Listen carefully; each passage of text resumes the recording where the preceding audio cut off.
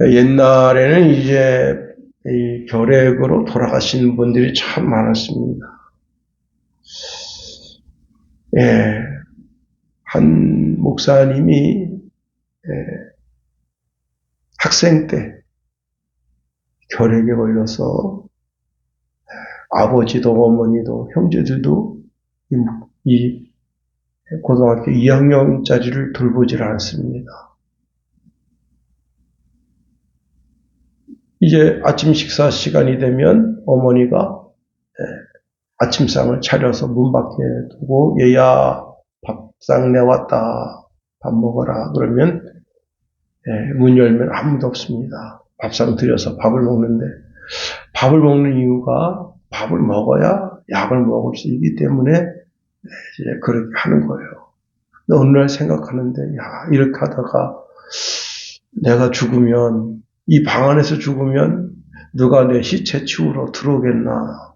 어머니도 아버지도 형제들도 아무도 내 방에 안 들어오는데 차라리 아무도 모르는 곳에 가서 그냥 죽자. 그리고 이제 아무도 없는 시간에 무작정 이제 집을 나와서 그리고는 산으로 들어가는데 이렇게 계곡에 움푹 이렇게 파인 데가 있어요. 아, 여기서 죽으면 좋겠다.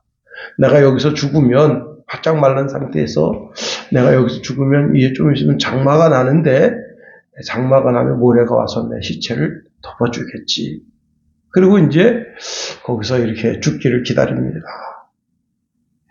약도 안 먹고 밥도 안 먹고 금식 아닌 금식을 하면서 거기서 버티는데 햇빛이 얼마나 장렬하게 비추는지 견딜 수가 없는 거예요. 그래서 속으로 생각합니다. 야, 이 강렬한 태양을 만드신 하나님, 그분이 계시다는데 하나님, 나 여기 죽으려고 왔는데 살려주시면 안 되겠습니까? 살려주시면 제가 정말 주의종 되겠습니다. 목사 되겠습니다. 그리고 거기서 막 부르짖어 기도했습니다. 그렇게 부르짖어 기도하다가 소위 불을 받았어요. 자기 속에 그냥 정말 믿음의 확신이 생겨 아 이게 나을 것 같다. 그 길로 내려왔는데 아닌 게 아니라 그 결핵이 깨끗하게 나음을 덧입게 됐습니다. 다른 이야기인데요. 이번은 이제 30 넘은 분인데 결핵에 걸려서 죽어갑니다. 근데 이제 교회에서 부흥회를 하는데 옛날에는 부흥회 할 때 북치는 분이 있었어요. 그래서 꽝꽝꽝꽝꽝꽝꽝꽝꽝꽝꽝꽝 이렇게 북도 참 신나게 재밌게 치면 북소리가 참 정말 부흥회 때 감동을 줍니다. 목사님께서 이제 그 청년을 불러가지고 너는 북을 쳐라. 처음에는 간단하게 그냥 둥둥둥 쳤어요. 그런데 여러분 앞에서 인도하시는 전도사님이 찬양을 멋지게 인도하죠. 또 말씀에 풍성한 은혜죠. 그러다가 북치다가 은혜 받은 겁니다. 하나님 저 살려주시면 정말 충성봉사하겠습니다. 그래가지고 그분도 이제 열심히 공부해가지고 늦깎이 공부를 해서 신학교 목사님은 아니고 역사학을 가르치는 교수가 됐다 하는 겁니다. 여러분 하나님은 지금도 살아 계시다. 지금도 역사하신다는 겁니다. 이사야서 53장 말씀해 보니까 그가 채찍에 맞음으로 나음을 입었다 말씀합니다. 우리 예수님이 채찍에 맞음으로 우리의 질고를 그분이 감당하셨다는 겁니다. 여러분 영의 세계로 들어가는 첫 관문이 무엇이냐? 예수님을 구주로 영접하는 것이라는 겁니다. 거기서부터 시작된다는 거예요. 우리가 예수님을 영접한 후 아주 쉽게 세상적인 것에 취하여 영적인 것들을 잃어버릴 때가 있습니다. 기도를 잃어버립니다. 찬송을 잃어버리고 말씀을 잃어버리고 영의 세계를 잃어버립니다. 사람은요, 자신 속에 있는 육정을 버리지 못해서 마음의 욕심이 잉태하게 하고 결국은 죄가 되게 합니다. 그런데 예수님을 영접하고 난 후에 내가 예수님을 주와 그리스도로 모셨습니다. 그런데도 불구하고 그렇게 예수님을 영접한 이후에도 세속적인 그런 것을 하나님 이런 것 꼭 들어주셔야 되겠습니다 하고 부르짖어 기도할 때가 많다는 겁니다. 신앙생활을 해도 타락 이전의 것들을 하나님께 간구한다는 겁니다. 그러니 교회 안에 신앙생활을 하는 많은 그리스도인들이 정말 진짜 그리스도인인지 의심이 간다. 그래서 어떤 분들은 그런 말합니다. 교회 안에 예수를 믿지 않는 넌 크리스천들이 많다 하는 거예요. 여러분, 가끔 부흥회나 헌신 예배를 통해서 반강제적인 헌신을 요구할 때가 많습니다. 자, 여러분의 삶을 주와 그리스도를 위해서 헌신하십시오. 그 헌신이 뭐예요? 돈 내라 이게. 그런데 그것 때문에 결국은 교회가 어려움을 겪게 되는 경우가 많습니다. 예수님은 이 땅에 육신을 입고 오셨습니다. 자, 그리고는 이 땅에 계셔서 자기가 십자가에 달려서 돌아가시면서 우리에게 구원을 주셨습니다. 그런데 십자가를 앞에 두고 예수님께서 하나님 아버지께 큰 부르짖음과 많은 눈물로 기도하고 탄원했다는 겁니다. 자, 그러자 하나님 아버지께서는 그 예수님이 하나님을 경외하는 그 마음을 보시고 그 간절한 기도를 들어주셨다는 겁니다. 여러분, 예수님이 누굽니까? 예수님은 하나님의 외아들이십니다. 그럼에도 불구하고 주님은 몸소 고난을 겪으면서 하나님 아버지께 순종하는 법을 배우셨다는 겁니다. 자, 우리도 예수님의 그 삶을 통해서 순종하는 삶을 배워야 한다는 겁니다. 이 순종하는 삶을 통해서 예수님은 자기 영혼의 구원을 허락받으셨습니다. 히브리서 5장 9절 말씀해 보니까 온전하게 되셨은즉 자기에게 순종하는 모든 자에게 영원한 구원의 근원이 되시고 온전하게 되셨은즉 온전하게 되셨은즉 뭐로요? 하나님 앞에 순종함으로 하나님 말씀에 예수님이 순종함으로 온전하게 되셨다는 거예요. 자, 그렇습니다. 여러분, 우리가 주의 말씀에 순종하는 삶의 자세가 없는 자들은 오히려 예수님을 경외합니다. 그래서 엉뚱한 짓을 합니다. 예수님을 대적하는 짓을 하고 결국은 그리스도 예수의 나라의 심판의 대상이 되는 겁니다. 여러분, 그 구약 누가복음에 보면 열무나 비유가 있습니다. 그 주인이 이제 로마로 가서 왕위를 받게 됐습니다. 그때 10명의 종들에게 한 문화씩을 나눠주십니다. 그리고는 그 주인이 이렇게 말합니다. 내가 돌아올 때까지 장사하라. 그런데 그 중에 악한 종이 더러 있었어요. 그래서 편지를 썼습니다. 뭐라고 편지를 썼는가 하면 우리는 우리 주인이 우리의 임금 되는 걸 원치 않습니다. 그래서 로마의 시저한테 편지를 보내는 겁니다. 또 어떤 악한 종은 어떻게 하느냐? 그 주인이 왕위를 받아가지고 오는 그 길목에서 왕을 잡아 죽이려고 살인자를 보냅니다. 결국은 그 모든 노력이 다 실패로 돌아갔습니다. 시저가 이제 왕위를 받으러 온 그 사람을 보면서 자네 참 이게 유대 나라로 돌아가면 유대 나라에 가서 왕 노릇하기 쉽지 않겠구만. 그러니까 왜 그러십니까? 이렇게 이 편지를 보게 하고 다 밀서를 보여줍니다. 또 그 다음에 내가 듣는 바에 의하면 자네가 가는 길목에 여기 살인자가 자네를 죽이려고 기다리고 있어. 그러니 각별히 조심하게. 자, 이 주인이 이제 왕위를 받아가지고 유대 나라에 돌아왔습니다. 그리고 10명의 사람들에게 결산을 합니다. 그런데 어떤 사람은 정말 충성스럽게 헌신을 했어요. 그런데 엉뚱한 짓 했던 왕위를 받는 것을 원치 않았던 그 자는 엉뚱한 짓 하는데 신경 쓰기 때문에 왕에게로부터 받은 문화에 대해서 신경 쓰지 않았습니다. 그래서 다 어떻게 되느냐? 주인이 이렇게 말합니다. 자, 그 사람에게 그 한 문화를 빼앗아 10문화 있는 자에게 주라 하고는 그를 그의 성에서 내쫓는다는 겁니다. 여러분, 진짜 성도, 진정한 성도의 자세가 무엇이겠는가 하는 겁니다.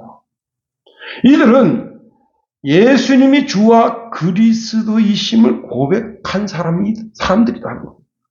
오늘 16절 상반절에도 보면 이렇게 말씀하고 있네요. 우리 주 예수 그리스도, 여기에 하나님이 우리의 아버지이심을 고백합니다. 16절 하반절에 이렇게 말씀하고 있네요. 하나님 우리 아버지께서.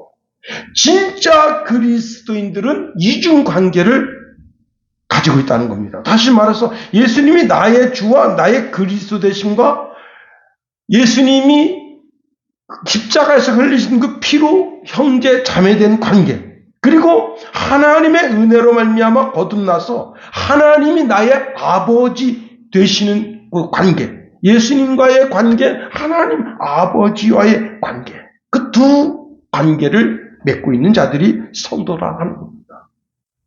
자, 우리는 하나님의 은혜로 인해서 거듭남을 통해서 하나님이 우리의 아버지가 되는 축복을 받은 자들이라는 겁니다. 그런데 그 가운데 성자 예수님과 성부 하나님이 날 구원하시는데 함께 참여하시고 더 나아가 두 분의 위격이 동등한 분이시라는 겁니다. 자, 우리는 우리의 중보자 되시는 예수 그리스도를 바라보고 그 안에서 안식을 받아 누리고 있습니다. 그런데 이러한 신앙의 자세가 그리스도 예수를 이 땅에 보내신 하나님 아버지를 배제하거나 살아있는 믿음의 행위를 게을리하는 것을 받아주는 것으로 생각하면 곤란하다 하는 겁니다. 오히려 우리는 우리의 영혼을 직접 관리하시는 성부 하나님께 대하여 깊이 생각해 보아야 하는 겁니다. 사실 성부 하나님은 우리의 행복과 아주 밀접한 관계를 가지고 있다 하는 겁니다. 오늘 본문의 말씀에 보면 그래서 16절 중반절에 이런 말씀을 주고 있습니다. 우리를 사랑하시고 영원한 위로와 좋은 소망을 은혜로 주신 하나님. 그렇습니다. 모든 축복이 하나님 아버지께로부터 온다. 야고보 사도는 가장 좋은 것이 하나님 아버지께로부터 온다는 겁니다. 야고보서 1장 7절에 보니까 온갖 좋은 은사와 온전한 선물이 다 위로부터 빛들의 아버지께로부터 내려오나니 그는 변함도 없으시고 회전하는 그림자도 없으시느니라. 지혜가 부족합니다. 그러면 지혜를 구하니 풍족하게 주시는 분이 우리 하나님 아버지시다. 우리 하나님은 우리에게 좋은 은사, 좋은 선물을 공급해 주시는 분이시다는 겁니다. 하나님은 그의 사랑하는 백성들에게 최고 좋은 것을 선물로 주기를 원하신다. 8시 30분에 방영하는 이제 대운을 드립니다. 그 드라마가 있어요. 거기 이제 지금 로또 복권이 350억 복권이 당첨됐습니다. 여러분, 복권의 저주 아시죠? 근데 저는요, 자세히 보진 않았는데 그 복권을 잃어버렸어요. 근데 쓰레기 하치장에 흘러갔습니다. 쓰레기 하치장을 뒤지는 거예요. 그런 이제 짤막짤막한 영상을 제가 봤어요. 로또의 저주. 참 무서운 겁니다. 인생 로또에 당첨돼가지고 폐인되지 않은 사람이 거의 없어요. 세상이 주는 복은 그와 같아요. 그런데 하나님이 주시는 은사와 선물은 뒤탈이 없다는 겁니다. 그래서 온전한 선물이고 가장 좋은 은사라는 거예요. 이 선물과 은사가 탁월한 것은 선물과 은사를 받은 자는 죄에 빠지지 않는다는 거예요. 더 나아가 죄의 유혹을 벗어나게 해준다는 거예요. 왜? 빛들의 아버지께로부터 오는 것이기 때문에 그렇다는 겁니다. 우리가 이를 구해서 하나님 아버지께 가장 좋은 은사와 가장 온전한 선물로 받아야 되는 겁니다. 자, 그러면 이 가장 좋은 은사와 선물을 받는 방법이 뭐냐? 기도와 간구다. 또 부르짖는 기도다. 여러분 그 부르짖는 기도 그러면 전 늘 생각나는 게 하갈의 기도가 생각납니다. 아들이 죽어가요. 물을 먹지 못해서 엄마 물. 그 아들이 죽어가요.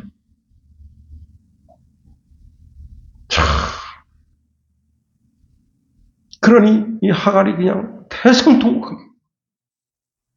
그러다가 하갈이 이스마엘에게 말합니다. 이스마엘, 이 광야에 나를 도와줄 사람 아무도 없다. 그러니 너희 아버지 아브라함이 섬기던 그 여호와 하나님 이름을 부르며 도움을 구하라. 그리고 이제 이스마엘이 여호와여, 제가 여기 이 가시덤불에서 죽습니다. 여호와여.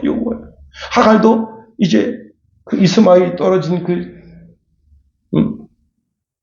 상황 속에서 여호와여, 우리의 이 불쌍한 처지를, 그때 하나님께서 주의 천사를 보내서 그의 간구 소리에 응답하신다.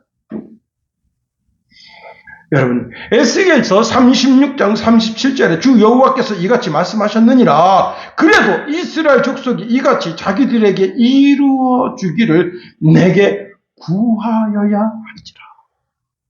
내가 그들의 수요를 양떼같이 많아지게 하되 말씀합니다. 우리가 구할 때 우리의 기도에 응답하시는 하나님, 우리를 전쟁에 나가서 죽게 되거나 노예로 잡혀가서 거기서 고통당하거나 질병과 질고리에 죽지 아니하고 그 자자손손이 양떼처럼 많이 늘어나게 하고 그들이 주의 전에 나와서 11조를 바치고 감사 예물을 바치는데, 여러분 주의 전에 나올 때 11조도 못 바치고 감사 예물도 주정 예물도 못 바치는 그런 정말 내 주머니가 털털 빈 그런 상태로 나오면 얼마나 가슴 아프겠어요.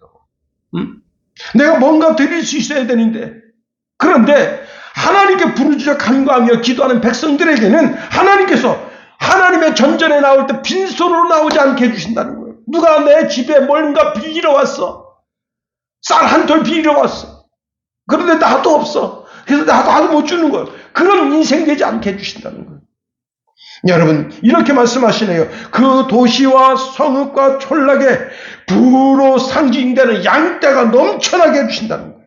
그래서 여러분, 베두인족들은 어떻게 하냐면 멀리서 누구든지 하여튼 어떤 사람이든지 오면 그 사람이 갈 때까지 계속 양을 잡아줍니다.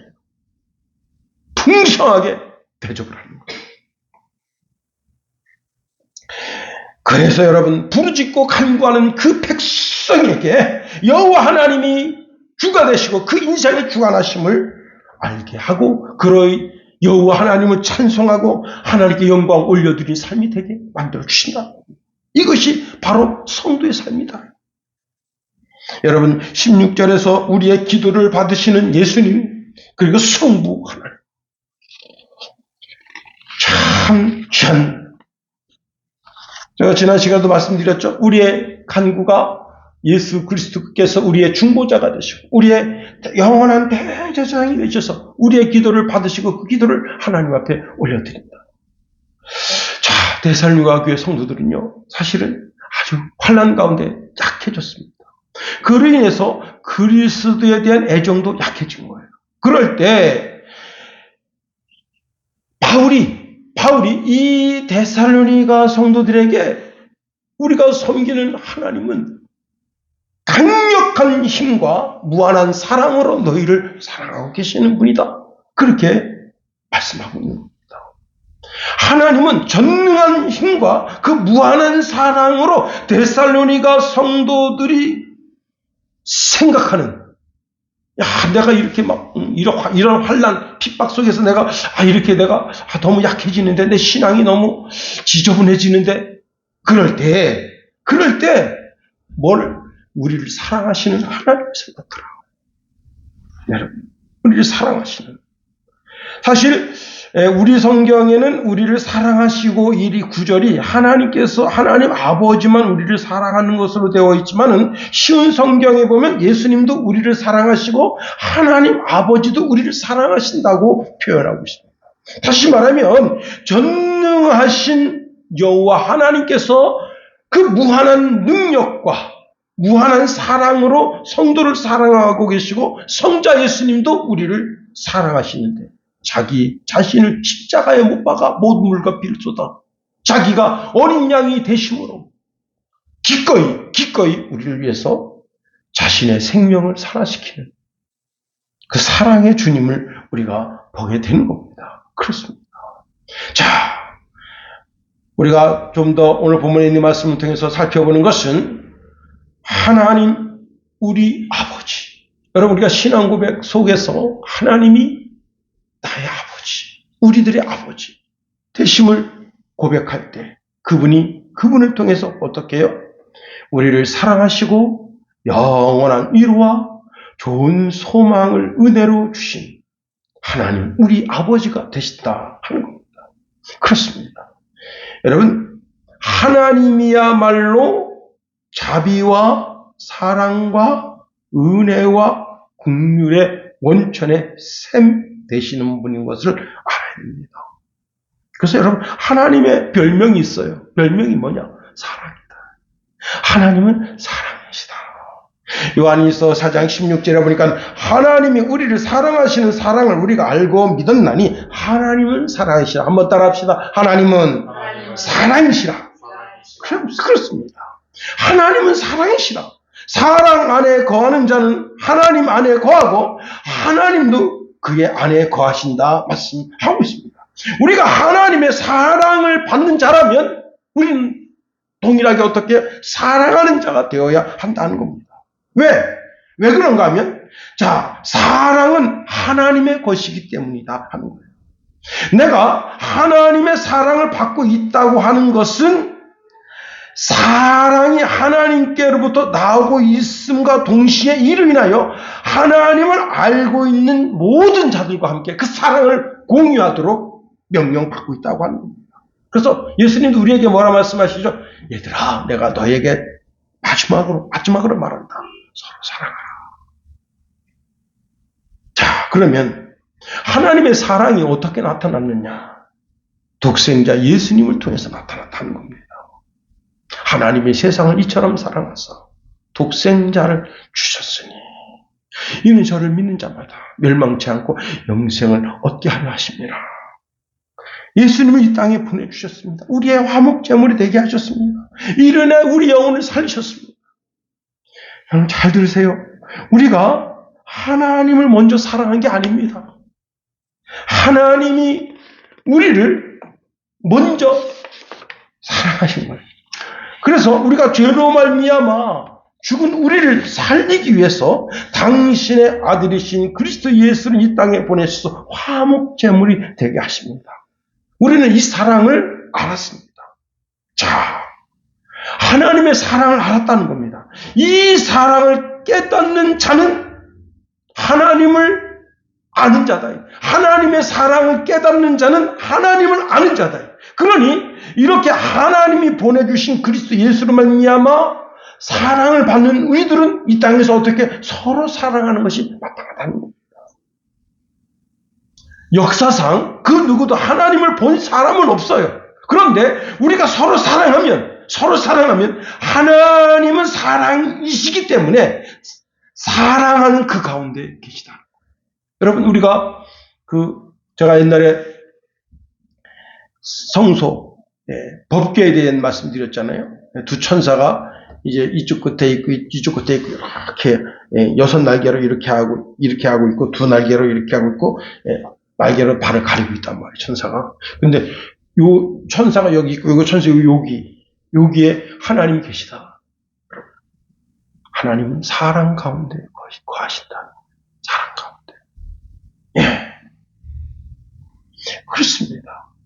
우리가 서로 사랑하면, 그리스도 예수의 사랑으로 서로 사랑하면 거기에 하나님 계시다. 그렇습니다.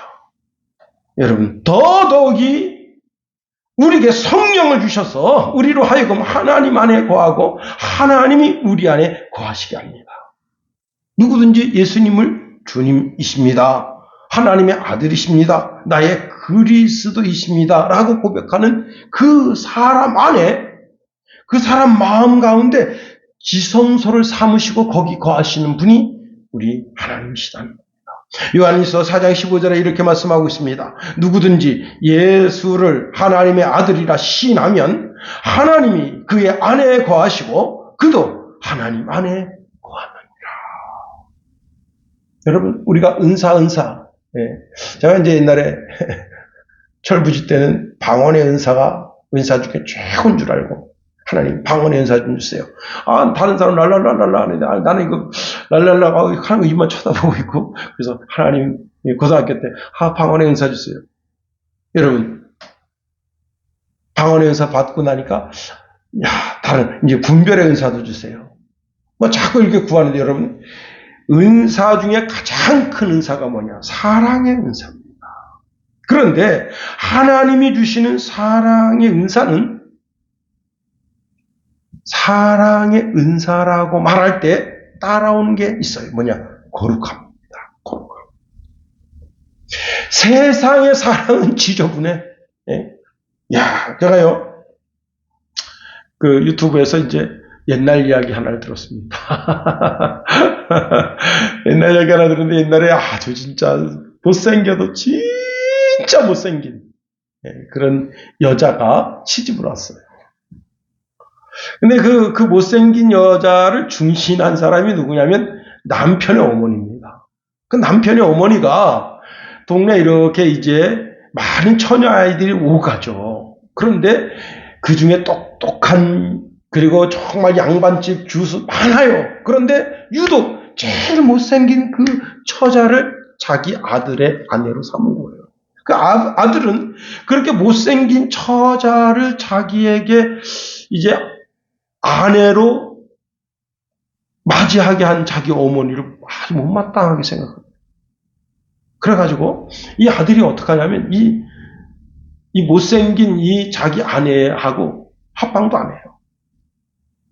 그리고는 밖에 싸돌아다닙니다. 그런데 이 여자가 어떤 여자냐? 그 동네에서 가장 지혜로운 여자입니다.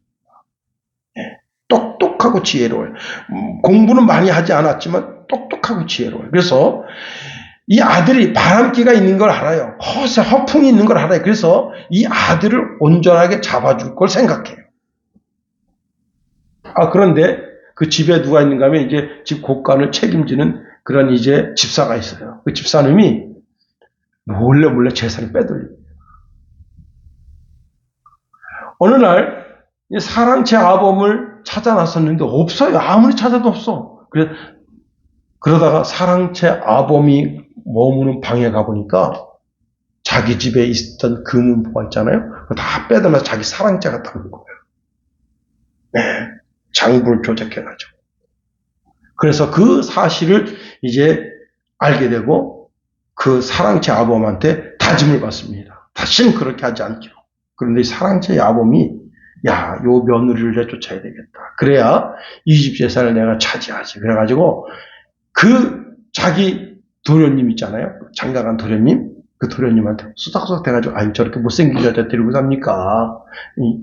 이 지금 도시에 이쁜 처녀들 얼마나 많은데 내쫓고, 그리고 애도 못 낳지 않습니까? 그러니까 내쫓고 여기 이쁜 처자 데려다가 아내 삼으세요. 그러니까 귀가 솔깃하거든. 그래가지고요 이 아내를 내쫓고 이 소박을 놓고 그 다음에 동네 이제 그래도 이쁜 처자 데려다가 삽니다. 그런데 이 여자가 이제 거기서 쫓겨나서 한 주막에 가서 거기서 이제 허드렛 일을 도와줍니다. 근데 이 여자가 얼마나 똑똑한가 하면 그 동네 1년치를 보는 거예요. 아, 이번에는 소금이 필요하겠다. 그러면요, 그 마포나루에 가서 소금을 잔뜩 사다가 딱 재워놓은 겁니다. 그리고는 이제 소금값이 막 올라가게 되면 상인한테 그 소금을 줘서 팔고, 그 다음에 이번에는 이제 서책 있잖아요, 서책. 이게 종이 있잖아요.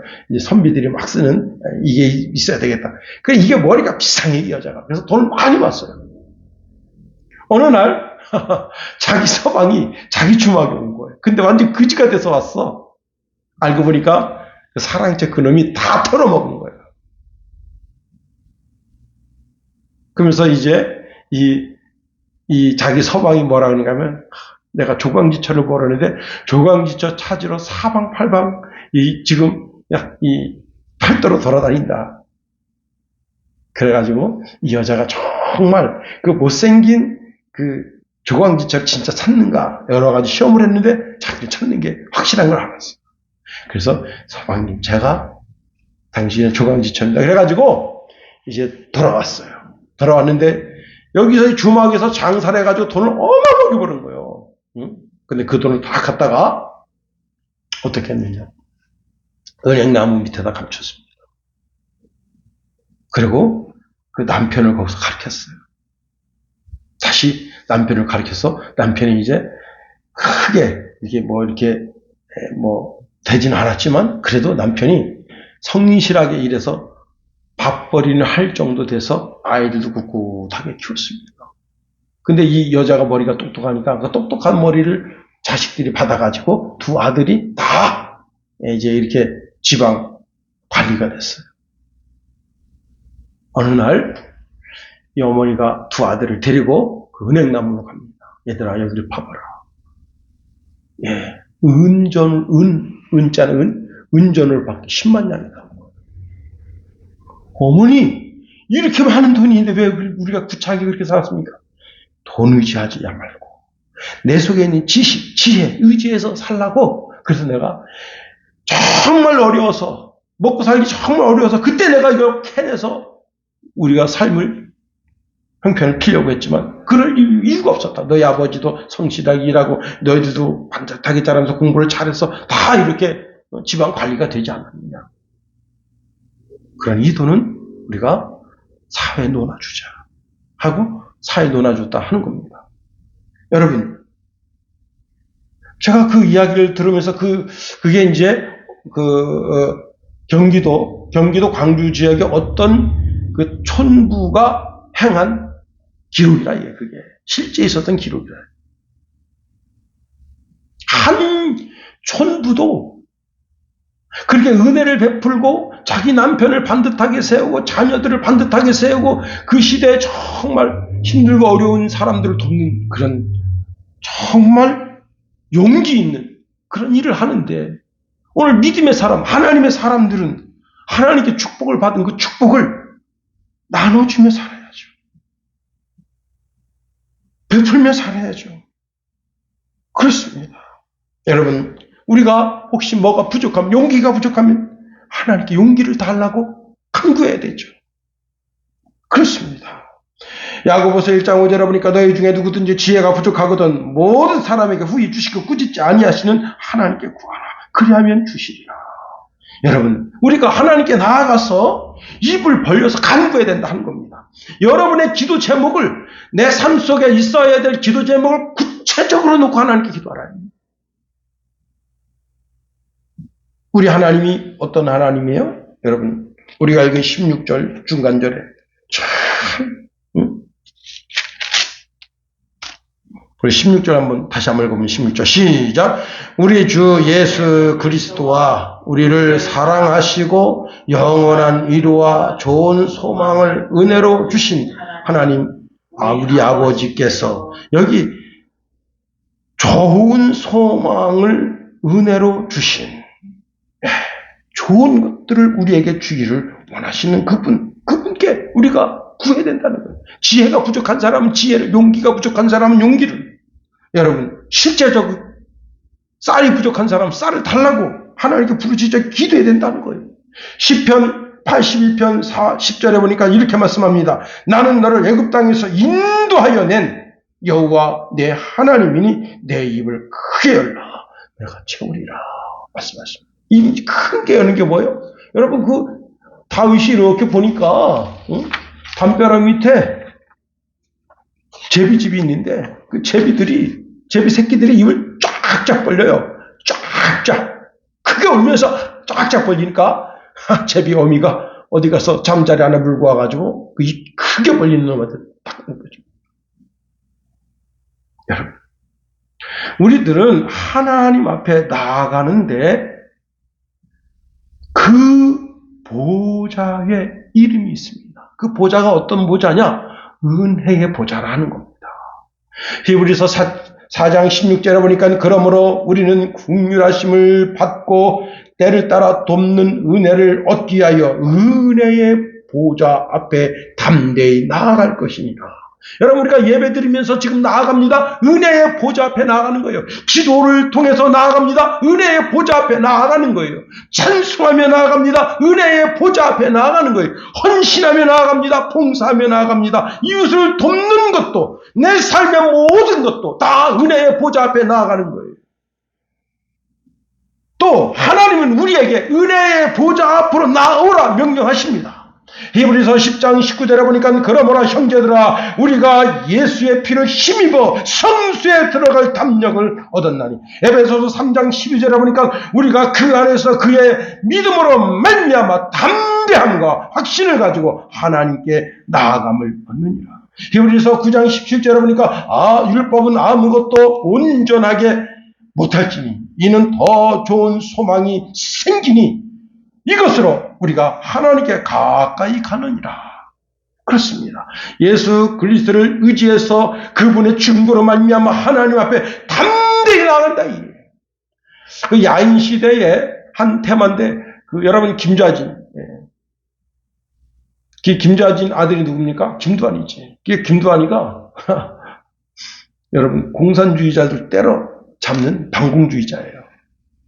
자, 그래가지고 그 동네에 6.25가 터졌어요. 그래서 인민군 장교하고 인민군 그 사병들하고 몇 사람이 그 김좌진 집에 들어갔는데 이제 김두한이는 도망가고 그 김두한이 아내가 애 하나 없고 애가 둘이 이렇게 있습니다. 이 여자가 참 대단한 여자예요. 그 여자가 김을동인가 봐. 그죠? 응? 아닌가? 하여튼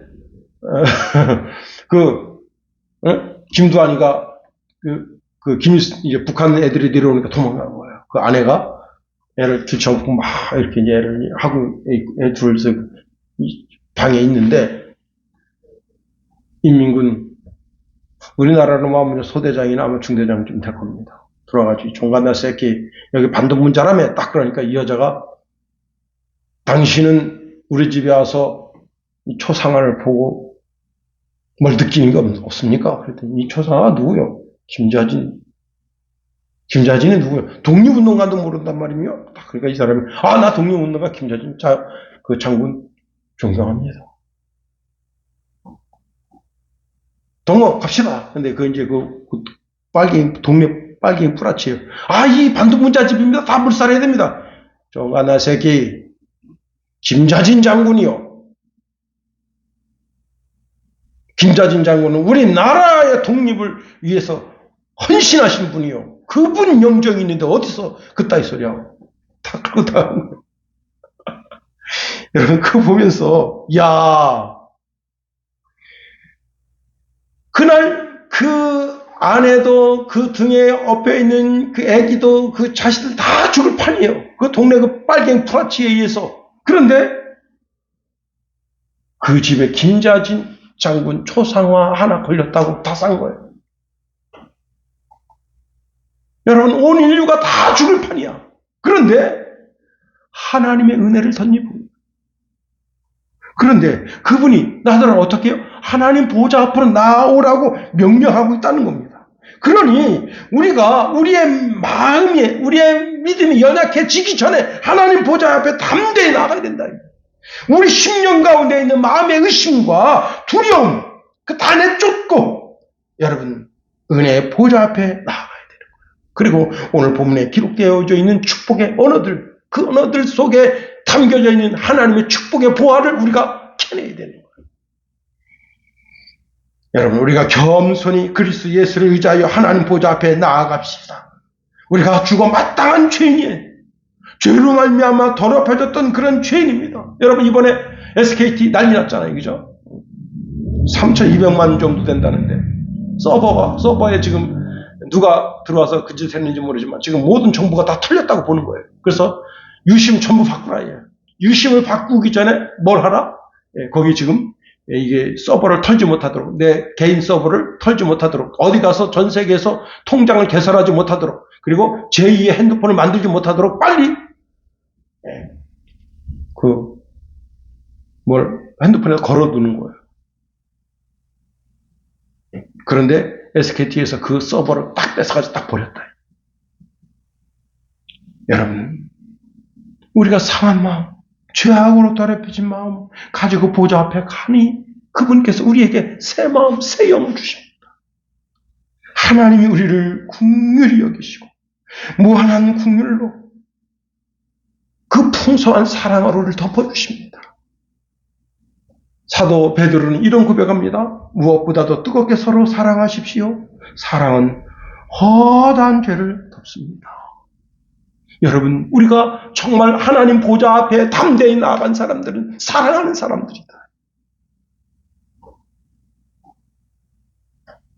가족끼리만 사랑하는 거예요. 가족끼리 사랑하는 것은 세리도 하는 거예요. 죄인도 하는 거예요.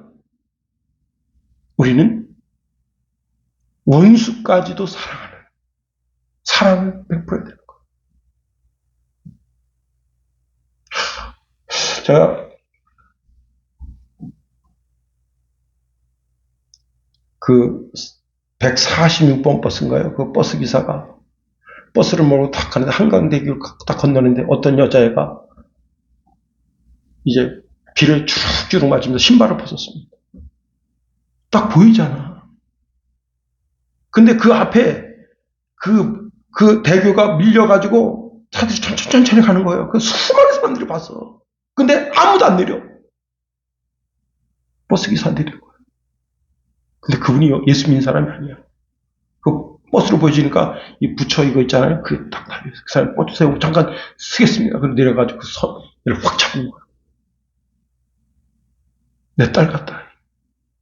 그래서 자기 딸보다 어려. 자살하려고.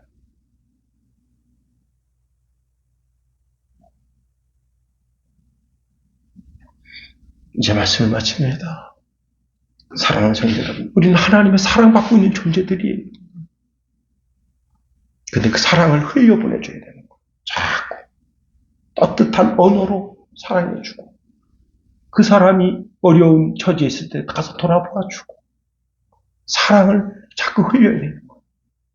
사랑은 명사가 아닙니다. 동사예요. 근데 그 사랑이 머물러 있으면 썩어요. 부패합니다. 근데 자꾸 흘러가면 신기한 것은 점점 세상이 아름다워지고 점점 세상이 밝아집니다. 그리고 허다한 허물을 덮는 거예요. 절대 그 사람 과거에 어떤 죄를 저질렀든지 그 죄를 들추면 안 되는 거예요. 나도 나 자신을 내 죄악을 주님이 다 까발리면 너무 부끄러워서 설 수 없어. 그래서 주님이 다 덮어주시는 오직 사랑으로 기도하겠습니다.